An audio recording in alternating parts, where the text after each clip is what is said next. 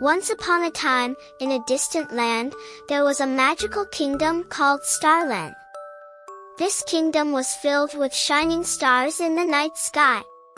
In one of the loveliest corners of Starland, there lived a fairy named Little Moonbeam.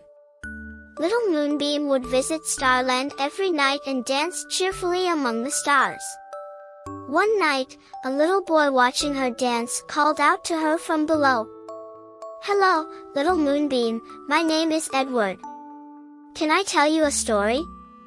Little Moonbeam smiled affectionately and replied, "Of course, Edward, I'd love to hear your story.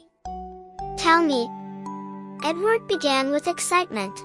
Once upon a time, on the edge of a great forest, there was a cute village called Little Forest. In Little Forest, cheerful animals lived. The best of friends were Rabbit Toby and Fox Olive. Little Moonbeam, curious, asked, "Go on, Edward, how did Rabbit Toby and Fox Olive embark on an adventure?"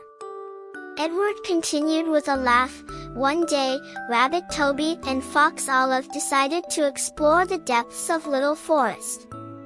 They set out on the journey and began their exploration in the forest. Along the way, they experienced various adventures. They sang cheerful songs together, ate delicious fruits, and dreamed while looking at the stars. Little Moonbeam smiled. "What a wonderful adventure!" "What happened next?" she asked. Edward continued. Finally, Rabbit Toby and Fox Olive returned to Little Forest.